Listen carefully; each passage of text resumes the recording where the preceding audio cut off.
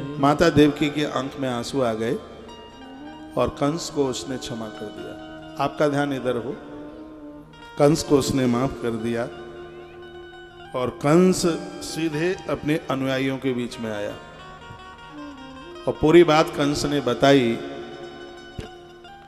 और ये कहा कि ऐसा ऐसा हुआ है कि मैंने अपने काल को जीतने के लिए बड़ी कोशिश करी, लेकिन फिर भी मेरे काल का जन्म ब्रजमंडल में हो चुका है, मैं बच नहीं पाऊंगा। इधर देखिए, माता कैसे उचक उचक के उधर देख रही है। दादी क्या देख रहे हैं उधर?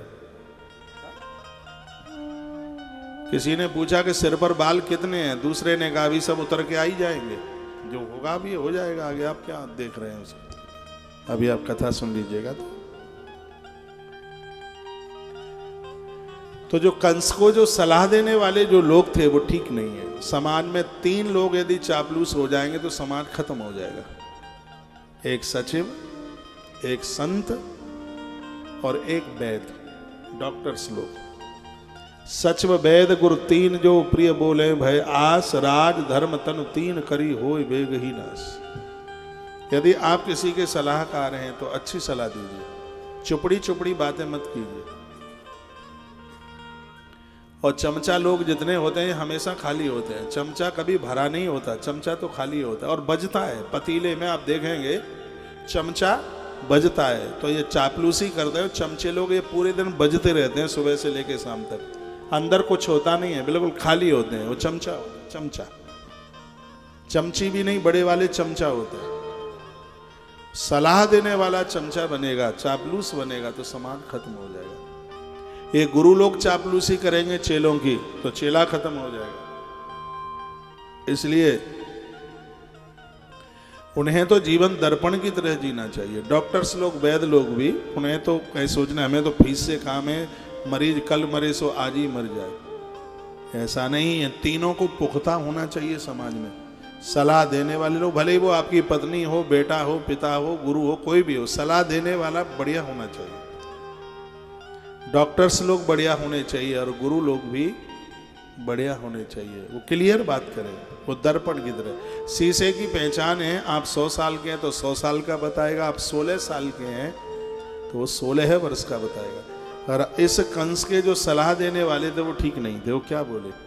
वो कहने लगे नारायण के पास शक्ति सनातन धर्म की है और हम सनातन धर्म को समाप्त ही कर देंगे, फिर तो बोलबाला तुम्हारा होगा। बहुत ध्यान से सुन लो ईसागढ़ के महान भावों, अपने सनातन धर्म को समाप्त करने के लिए बड़े बड़े जोर लगाए जा रहे हैं। जिन देशों में तेल बिकता है, धरती में से तेल निकलता है, बड़ी उनकी प्रॉफिट है, तो ऐसा तेल का वो धन हमारे सनातन को खतरे में डालने के लिए विदेश से हर वर्ष बेधर्मियों के पास में बहुत नोट आते हैं, बहुत धन आता है। वो एक ही काम, कैसे भी सनातन को समाप्त किया जाए। आटा बांध करके पीछे लगे हैं सनातन को खत्म करने के लिए, लेकिन जब तक इस देश में मोदी और योगी जैसे लोग रहेंगे तब तक तुम सनातन का कुछ भी नहीं बिगाड़ पाओगे। ये वोट बैंक की राजनीति से बाहर निकल करके अपने धर्म के लिए जीना सीखेगा। जिसके पास धर्म ही नहीं है उसके पास क्या है? जो हमारे देवी देवताओं की बुराई करे वो स्वप्न में भी कभी हमारा नहीं हो सकता। ईश्वर के बिना आज तक कभी किसी का काम नहीं चला। कंस ने पूछा कि सनातन धर्म को कैसे मिटा दोगे, तो क्या जवाब दिया है सुनिए। उसके उन अनुयायियों ने कहा सनातन धर्म के नीचे 4-5 चीजें जो सनातन धर्म को ताकत देती हैं, हम इन्हीं को खत्म कर देंगे तो सनातन धर्म तो अपने आप मिट जाएगा। सनातन धर्म को शक्ति देने में कौन कौन सी चीजें हैं उसका वर्णन श्रीमद् भागवत के 10वें स्कंद के अध्याय नंबर 4 के श्लोक नंबर 39 में इसकी चर्चा की गई है। इन चीजों को कभी छोड़ना मत, इन्हीं चीजों से हमारे धर्म की शक्ति है। क्या कहे? मूलम ही विष्णु देवानाम यत्र धर्म सनातन। हमारे मूल देवता भगवान है। भगवान को शक्ति मिलती है सनातन धर्म से, और सनातन धर्म काय के ऊपर टिका हुआ है का तस् च ब्रह्म गो विप्रा तपो यज्ञ सदक्षिणा। सनातन धर्म की पहली ताकत है ब्रह्म। ब्रह्म में भगवान की कथाएं, मंदिर, ये सब आते हैं। मंदिरों में कभी ताला मत डलने देना, मंदिरों का विस्तार हो। सनातन धर्म की पहली ताकत बता दी गई है ब्रह्म मंदिर। आपके आसपास जो मंदिर है उनकी लिपाई पुताई कराया करो, उसमें उत्सव मनाया करो। आप अपने गांव से नगर से दूर भी रहते हो तो आसपास जो मंदिर हैं वहां दर्शन करने के लिए जाइए। जब विधर्मियों के द्वारा हमारे ग्रंथों को लाइब्रेरी में जला दिया गया, ऐसा बताते हैं 6 महीने तक आग दधकती रही थी, हमारे ग्रंथों को समाप्त कर दिया गया था। विद्वानों को कंठस्थ थे ग्रंथ, तो फिर वो द्वारा लिखे गए। तो उस समय इन विधर्मियों से हमारा धर्म मंदिरों की वजह से ही सुरक्षित रहा। जो बद्रीनाथ का जो मंदिर है अनादिकाल का है, पुरी जगन्नाथ का जो मंदिर है अनादिकाल का है, रामेश्वरम भगवान का मंदिर है अनादिकाल का है, द्वारकाधीश भगवान का मंदिर अनादिकाल का है, उज्जैन में भगवान महाकाल अनादिकाल के, बहुत प्राचीन समय के हैं, बहुत लंबे समय हो गया है। हमारी इस परंपराओं को इन मंदिरों ने जीवित रखा। बहुत ध्यान से सुनिए, मैं जो बोल रहा हूँ बात रिकॉर्ड करने के लायक है। सनातन धर्म की शक्ति है मंदिर, सनातन धर्म की शक्ति है वेद, सनातन धर्म की शक्ति है कथाएं। आज पंडालों में हजारों लोग सुनते हैं, इससे हमारा धर्म मजबूत है। नहीं तो ये विधर्मी का हल्ला हो जाएगा, ये छा जाएंगे। लोगों को कन्वर्ट करने में इनको देर नहीं लगेगी। लेकिन महात्मा लोग गला फाड़ फाड़ करके जो व्यासपीठों से चिल्ला रहे हैं, वो गीता का संदेश दे रहे हैं। कहते हैं कि गीता कहती है अपने धर्म में मर जाना आन वान और शान है, लोभ में आके किसी के धर्म को स्वीकार कर लेना ये सबसे बड़ी कायरता है। जिस धर्म में हमारे पूर्वजों का जन्म हुआ है, हमें ऐसे धर्म को कभी तिलांजलि नहीं देनी चाहिए, हमें ऐसे धर्म को कभी छोड़ना नहीं चाहिए।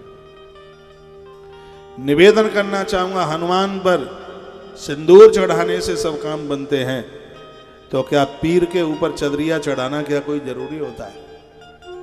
अपने धर्म में विश्वास रखिए, अपने देवताओं के ऊपर विश्वास रखिए। श्रीमद् भागवत सनातन धर्म की कुछ शक्तियों का वर्णन करती है, जिसमें सबसे पहले तस्य च ब्रह्म, उसमें वेद, मंदिर, भगवान की कथाएं, ये सनातन धर्म की सबसे बड़ी ताकत है। दूसरे नंबर पर बताया गौ माता, गाय सनातन धर्म की शक्ति है। जितने दिए जलेंगे, घी के दिए जलेंगे, उतना ही ये धर्म मजबूत होगा, आरोग्यता होगी, निरोगता होगी, घर की सभी समस्याओं का समाधान हो जाएगा। सुबह शाम दिया जलाया करें। दीपक जलाने से आयुष बढ़ता है, दिया जलाने से समृद्धि बढ़ती है। देसी घी नहीं मिलता है तो तिल के तेल का दिया जलाइए, सरसों के तेल का दिया जलाइए, लेकिन जलाइए। गैया सनातन धर्म की बहुत बड़ी शक्ति है। ये देश की संपूर्ण समस्याओं का समाधान उसी दिन हो जाएगा जिस दिन इस देश में गौ हत्या बंद हो जाएगी। ये दुर्भाग्य इस देश का है, आज भी इस देश में 9 लाख गैया सूर्य उदित होने से पहले काट दी जाती है। बड़े बड़े भूषण खाने बने हुए हैं और जिनका रक्त बह जाता है। मैं एक बार नहीं 100 बार ये बात कहूंगा, जिस समय इस देश में से गौ हत्या जिस दिन बंद हो जाएगी, उसी दिन इस देश का अद्भुत उत्थान हो जाएगा, तरक्की हो जाएगी। पैसे कमाने के बहुत साधन हैं। ये जरूरी नहीं कि गौ माता को काट करके और उसका मांस बेचा जाए। सरकार को चाहिए कि इसके ऊपर भी एक जबरदस्त कानून बनाया जाए, गौ हत्यारों को बिल्कुल बख्शा ना जाए। भगवान श्री कृष्ण की धरोहर है गौ माता।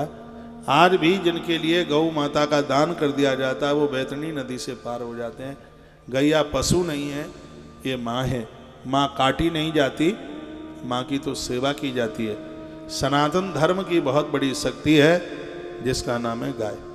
पहला है वेद, मंदिर, कथाएं, दूसरा है गौ माता। मैं मस्तिष्क झुका करके उन्हें प्रणाम करूंगा।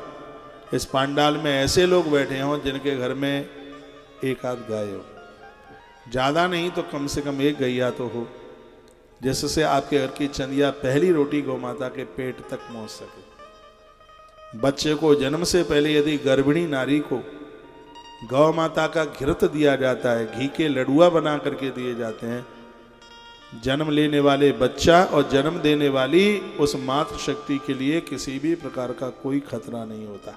समृद्ध बच्चा आकर के जन्म लेता है। गौ माता के दूध, दही और घी का इतना बड़ा प्रभाव है।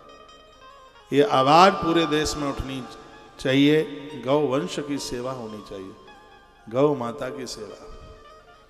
गांव गांव में गौशालाएं हो, घर घर में गौ माता हो, आप देखिए इस देश को कितना सुकून मिलेगा।